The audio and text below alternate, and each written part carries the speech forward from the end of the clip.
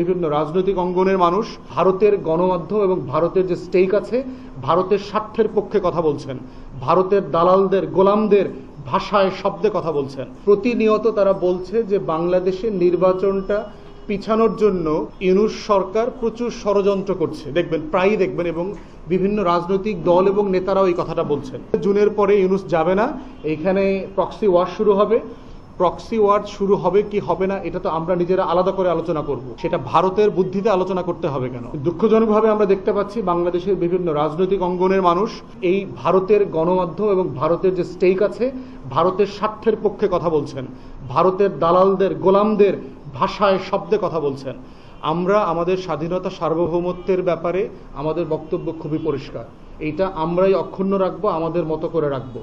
কারো স্বার্থের পক্ষে বিপক্ষে এইটা আলোচ্য বিষয় না। সার্বভৌমত্বের প্রশ্ন আমি আলাদা করে আলোচনা করব, এটা ভারতের গণমাধ্যমের শিখাইয়া দেওয়া বক্তব্য তো আলোচনা আমার করবার দরকার নাই। প্রফেসর ইউনূস জুনের পরেও ক্ষমতায় থাকতে পারবেন। বাংলাদেশে একটা যুদ্ধ লেগে যাবে, ইমার্জেন্সি আসবে এবং অলরেডি 3 বাহিনী প্রধানকে ডেকে প্রফেসর ইউনূস বলেছেন যুদ্ধের সম্ভাবনা আছে, প্রস্তুতি নেন। এই ধরনের মন্তব্যকে কোট করে এটা বলা হচ্ছে। এখন দেখেন বাস্তবতা কতটুকু। জাতিসংঘের সাথে বাংলাদেশ সরকারের আসলে কি আলোচনা হয়েছে? তাদের বক্তব্য হচ্ছে যে এই রোহিঙ্গাদেরকে দিয়ে এই অঞ্চলটাকে ঘিরে যেহেতু বার্মা অ্যাক্ট আছে, আমেরিকার স্বার্থ জড়িত আছে, কংগ্রেসের আইন আছে, তারা চাচ্ছে এইখানে চায়নাকে নিয়ন্ত্রণ করবার জন্য তারা একটা যুদ্ধ চাপিয়ে দিতে চায় এবং এই ছায়া যুদ্ধটা তারা করবে হচ্ছে এই আমাদের রাখাইনের সাথে যে বাংলাদেশ সীমান্তটা আছে এই সীমান্তকে কেন্দ্র করে। এখানে অবৈধ অস্ত্র দেবে, দিয়ে সিরিয়ার মতো একটা গৃহযুদ্ধ লাগাবে, লেবাননের মতো লাগাবে, ফিলিস্তিনের মতো ঝামেলা করবে, এখানে লিবিয়ার মতো করবে, ইউক্রেনের মতো করবে। এখন এই প্রক্সি ওয়ারটা যদি করতে পারে তাহলে যেটা হবে, প্রফেসর ইউনূস জুনের পরেও ক্ষমতায় থাকতে পারবেন। বাংলাদেশে একটা যুদ্ধ লেগে যাবে, ইমার্জেন্সি আসবে এবং অলরেডি 3 বাহিনী প্রধানকে ডেকে প্রফেসর ইউনূস বলেছেন যুদ্ধের সম্ভাবনা আছে, প্রস্তুতি নেন। এই ধরনের মন্তব্যকে কোট করে এটা বলা হচ্ছে। এখন দেখেন বাস্তবতা কতটুকু। জাতিসংঘের সাথে বাংলাদেশ সরকারের আসলে কি আলোচনা হয়েছে? আপনাদের মনে থাকার কথা যে রোহিঙ্গা ইস্যুটা কিন্তু অলমোস্ট মৃতপ্রায় হয়ে গেছে হাসিনার আমলে। শেষ দিকে এসে সারা দুনিয়ার যে এইড ছিল রোহিঙ্গাদের জন্য $16 থেকে এটা কেটে কেটে 12, 10, 8, এখন শুনলাম রিসেন্টলি $6 করে দেবে রোহিঙ্গাদেরকে পার ইন্ডিভিজুয়াল। এই বাস্তবতায় রোহিঙ্গাদের ইস্যুটাকে কিন্তু উনি আবার আন্তর্জাতিকভাবে গুরুত্বের সহকারে বিবেচনা করবার জায়গাতে নিয়ে আসছেন। জাতিসংঘের মহাসচিব থেকে শুরু করে জাতিসংঘের যারা রিফিউজি কমিশনার আছেন তারা কিন্তু বাংলাদেশ সফরে এসছেন এবং বাংলাদেশের মতো দেশে জাতিসংঘের মহাসচিবরা কখনো আলাদা করে সফর করতে আসেন না। তারা অন্য একটা সফরে যাবার সময় 4 ঘন্টা, 6 ঘন্টা, 8 ঘন্টা যাত্রা বিরতি করেন, কিন্তু বাংলাদেশে তিনি 3-4 দিন ছিলেন। এটা বোঝা যাচ্ছে যে বাংলাদেশে প্রফেসর ইউনূসের আমন্ত্রণে এইটাকে উনি কত গুরুত্ব সহকারে দেখেছেন। এরপরে প্রফেসর ইউনূস সহ জাতিসংঘের মহাসচিব কিন্তু আপনার রোহিঙ্গাদের রিফিউজি ক্যাম্প ভিজিট করতে গেছেন, সেখানে তিনি রোজা পর্যন্ত রেখেছেন ওই দিন এবং রোহিঙ্গাদের সাথে ইফতার করেছেন। প্রফেসর ইউনূস তার নিজের চিটাগংইয়ান ভাষায় বলেছেন যে আমরা আশা করছি আগামী ঈদ যেন আপনি আপনার এলাকাতে গিয়ে করতে পারেন, সেটার জন্য আমরা চেষ্টা করব। অতএব সেই বাস্তবতায় যেটা করা হচ্ছে, আপনারা জানেন যে ওই পাশটাতে কিন্তু এখনো মারামারি চলছে, প্রচুর নৃশংসতা চলছে রোহিঙ্গাদের উপরে। আরাকানের বিভিন্ন অঞ্চলে এখনো তাদের বাড়ি ঘর জমি জমা জ্বালিয়ে দেওয়া হচ্ছে এবং রোহিঙ্গারা আছেন এখন চরম বিপদে। সে কি বার্মিজ সরকারের পক্ষে যুদ্ধ করবে না যারা বার্মিজ সরকারের বিপক্ষে যুদ্ধ করছে, যে ব্রাদারহুড আছে, এখানে আরসা আছে, আরাকান আর্মি আছে, কার পক্ষে যুদ্ধ করবে? তো যেই গ্রাম দখল করে সে ওইখানকার ছেলে মেয়েদেরকে তার পক্ষে যুদ্ধ করবার জন্য বাধ্য করছে। এই বাস্তবতায় যারা অস্বীকার করছে তাদের আবার বাড়িঘর গ্রাম জ্বালিয়ে দিচ্ছে এবং প্রতিনিয়ত রোহিঙ্গারা পালিয়ে বাংলাদেশে চলে আসছে। বাংলাদেশ সরকার জাতিসংঘের সাথে আলোচনা করছে যে ওইখানে রোহিঙ্গাদের গ্রামের ভিতরেই একটা সেফ জোন করা যায় কিনা, যেখানে রোহিঙ্গাদেরকে পালায় আর বাংলাদেশে রিফিউজি ক্যাম্পে যেন আসতে না হয়। কারণ আপনি জানেন যে সংখ্যাটা বাড়লে বাংলাদেশের জন্য বোঝা বাড়তেছে। তো সেইখানে একটা রিফিউজি ক্যাম্প যদি করা যায়, যেই ক্যাম্পটা জাতিসংঘের তত্ত্বাবধানে চলবে এবং তাদেরকে তো আবার এইড দিতে হবে।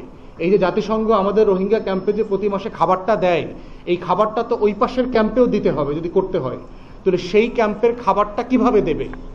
সেই খাবারটা পৌঁছানোর জন্য বাংলাদেশ সরকার বলেছে যদি বাংলাদেশের সীমান্ত দিয়ে সেখানে খাবারটা পৌঁছাইতে হয়, ওষুধটা পৌঁছাইতে হয়, সেইটার জন্য বাংলাদেশের অন্তর্বর্তীকালীন সরকার রাজি আছে এবং প্রস্তুত আছে, এতটুকু। এখন এটার ম্যানেজমেন্ট কি হবে সরকার বলেছে, সেটা হচ্ছে যে এখানে টোটাল সিকিউরিটি বর্ডার বাংলাদেশ নিয়ন্ত্রণ করবে। জাতিসংঘ শুধু হচ্ছে এইডের ডেফিনেশনে যে শরণার্থী শিবিরে কি কি খাবার যেতে পারে, খাদ্য, বস্ত্র, আপনার ঔষধ, এরপরে হচ্ছে ট্রিটমেন্ট যে সামগ্রী আছে, এর একটা তালিকা আছে। এই তালিকাটাই শুধু জাতিসংঘের ব্যানারে ভিতরে যাবে এবং এইটা কিন্তু এতটুকু পর্যন্ত নীতিগত একটা আলোচনা হয়েছে, কিছু দেওয়া কিন্তু এখনো হয় নাই। এবং এই দেওয়ার আগেই ইন্ডিয়ান মিডিয়ার মাধ্যমে বাংলাদেশের রাজনীতিবিদ এবং রাজনৈতিক দলগুলোকে খেপায় ফেলছে যে এই যুদ্ধ চলতেছে, এই যুদ্ধ চললে জুনের পরে ইউনূস যাবে না, এইখানে প্রক্সি ওয়ার শুরু হবে। প্রক্সি ওয়ার শুরু হবে কি হবে না এটা তো আমরা নিজেরা আলাদা করে আলোচনা করব, সেটা ভারতের বুদ্ধিতে আলোচনা করতে হবে কেন। এবং দেখেন একইভাবে ভারত আরেকটা তার লেখাজোখার মাধ্যমে একটা বিতর্ক তৈরি করেছে যে বাংলাদেশ সরকারের জাতীয় নিরাপত্তা উপদেষ্টা ডক্টর খলিলুর রহমান নাকি আমেরিকান সিটিজেন এবং বাংলাদেশের সশস্ত্র বাহিনী নাকি একজন বিদেশি নাগরিকের সাথে কাজ করবে না, তাদের নাকি আত্মবিশ্বাস নাই, আস্থা নাই এই ব্যাপারে। এটা আবার ভারতীয় গণমাধ্যম বলে দিচ্ছে, ভারতীয় সেনাবাহিনীর, আমাদের সেনাবাহিনীর বরাত দিয়ে। এবং এইটা আবার বাংলাদেশের রাজনীতিবিদরা, বিভিন্ন দলের নেতাকর্মীরা এগুলো বক্তব্যে বলছে। প্রশ্ন হচ্ছে আমার স্বাধীনতার প্রশ্ন, আমার সার্বভৌমত্বের প্রশ্ন আমি আলাদা করে আলোচনা করব। এটা ভারতের গণমাধ্যমের শিখাইয়া দেওয়া বক্তব্য তো আলোচনা আমার করবার দরকার নাই। আর ডক্টর খলিলুর রহমান আমেরিকান নাগরিক না, এটা উনি পরিষ্কার করেছেন। বাংলাদেশের সরকারের একজনকে যদি দায়িত্ব দেওয়া হয়, যে দায়িত্বের অংশ হচ্ছে অন্যদেরকে তার কাছে রিপোর্ট করতে হবে, সেই রিপোর্ট করাটাও আবার তাদের দায়িত্ব।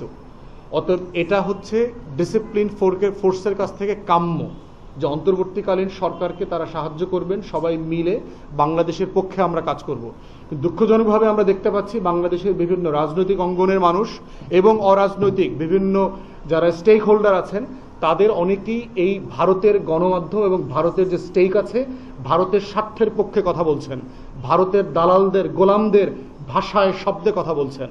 আমরা আমাদের স্বাধীনতা সার্বভৌমত্বের ব্যাপারে আমাদের বক্তব্য খুবই পরিষ্কার, এইটা আমরাই অক্ষুণ্ণ রাখবো, আমাদের মতো করে রাখবো, কারো স্বার্থের পক্ষে বিপক্ষে এইটা আলোচ্য বিষয় না। এবং সেজন্যই শুরুতে আমাদের নীতিমালার প্রশ্ন বলেছি যে আমরা বাংলাদেশকে, আমাদের সীমান্তকে কোনো প্রক্সি ওয়ারের ফিল্ড হইতে দেব না। এটা যেমন সত্য, রোহিঙ্গাদেরকে সাহায্য করা, তাদেরকে মানবিকভাবে আশ্রয় দেওয়া, তাদেরকে নিরাপত্তা এবং সম্মানের সাথে প্রত্যাবর্তনের জন্য চেষ্টা করে যাওয়া, এই চেষ্টা আমাদেরকে অব্যাহত রাখতে হবে। এই সবগুলো মিলেই হচ্ছে আমাদের জাতীয় নিরাপত্তা যে নীতিমালা, এটা কাজ করতে হবে। এবং সেখানে অন্তর্বর্তীকালীন সরকারকে আমরা আহ্বান করব এই নীতিমালার উপর ভিত্তি করে আপনারা দেশের পক্ষে কাজ করবেন, যেখানে যেখানে ভালো কাজ করবেন সেগুলো আমরা সমর্থন করব, যেখানে যেখানে আমরা বোধ করব জনগণের স্বার্থ, রাষ্ট্রের স্বার্থ ক্ষুণ্ণ হচ্ছে, সেখানে অবশ্যই আমরা প্রতিবাদ করব। তো এই হচ্ছে আমাদের সামারি আজকের মানবিক করিডোর এবং বন্দরের বিষয়ে। আমার ব্রিফিং এখানে শেষ করছি, আপনাদের কারো কোনো প্রশ্ন থাকলে দয়া করে করবেন। ধন্যবাদ। ভিডিওটি যদি ভালো লেগে থাকে তো অবশ্যই আমার চ্যানেলটি সাবস্ক্রাইব করবেন। আজকের মতো এখানে শেষ করছি।